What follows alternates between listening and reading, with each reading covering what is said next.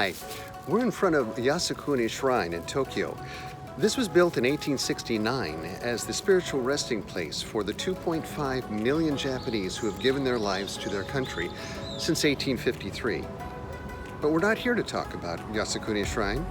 We're here to talk about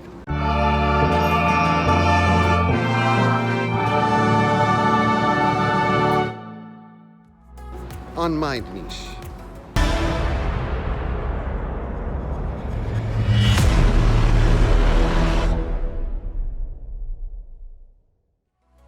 And a very good day to you.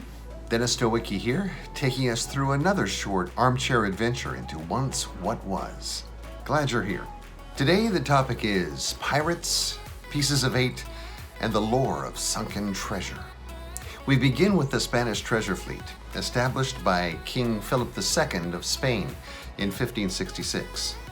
For over 2 centuries, it brought materials from the New World to Spain through a convoy system of ships. Now, a large portion of the silver these convoys transported came from the Potosi Mint in Bolivia. So Spanish treasure ships on the Pacific side of South America would dock in Lima, Peru, where they were loaded with this Bolivian silver, gold, gems, spices, and sometimes contraband. In April, the ships would leave en masse to sail up the coast of Peru, Ecuador, and Colombia, then dock at Panama.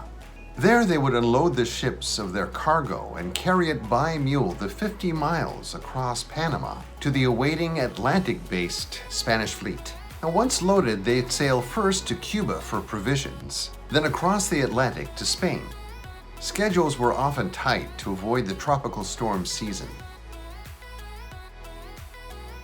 Bartholomew Sharp was a shrewd and ruthless buccaneer from the British Isles. He was among a contingent of men who sailed to Panama, trod across the isthmus, then battled and commandeered 3 Spanish warships, renaming the largest Trinity.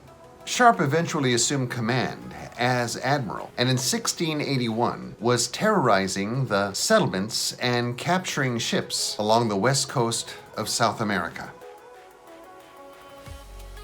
The Santa Maria de la Consolacion was a Spanish Pacific Fleet Armada galleon that was used along with other ships to transport silver from the Potosi Mint up the coast of South America to the Bay of Panama.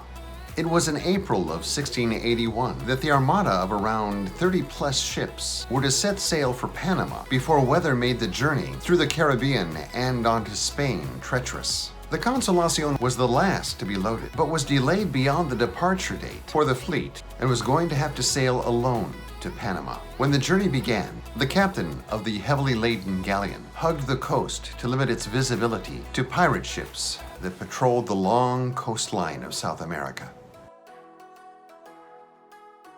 About 3 or 4 days into the journey, as the Consolacion neared Ecuador, they were spotted by Sharp and the Trinity.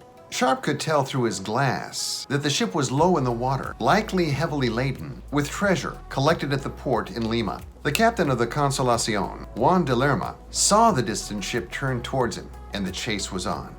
Trinity was large but fast and had gained on the Consolacion. De Lerma maneuvered the ship into the Ecuadorian harbor of Guayaquil, grounding the ship on a reef in deep water. As the Trinity approached, the Consolacion crew scuttled the ship, setting it on fire and then escaping to a nearby island. The ship sunk, and though Sharp tried to get some of the treasure off of the sea floor, he was unsuccessful. The treasure was out of reach and subsequently laid undisturbed for 3 centuries. In 1997, 2 divers associated with the company Robcar SA discovered a wreck off Santa Clara Island in Ecuador, and with the government's assistance, brought up thousands of cobs, which were subsequently auctioned off by Spink & Son in 2001. It wasn't until renowned marine archaeologist Robert Marks was able to research old Spanish documents that it was proven to be the Consolacion. More recently, under a Florida firm, even more coins from this ship have literally surfaced. This is one of the pieces from the Consolacion treasure that was brought up in 1997. It's a clump, or 2 pieces of eight, fused together from their 3 centuries underwater. One is dated 1679 and was struck during the reign of Charles II. It's a fascinating bit of history of that time and place, and just by holding and studying it brings the past alive. Well, that's it for today. Thanks very much for coming. It's great to see you. Please click on the subscribe and like buttons, as well as the bell, in case you want to hear from me later. So again, thanks for coming. Have a great day. Bye.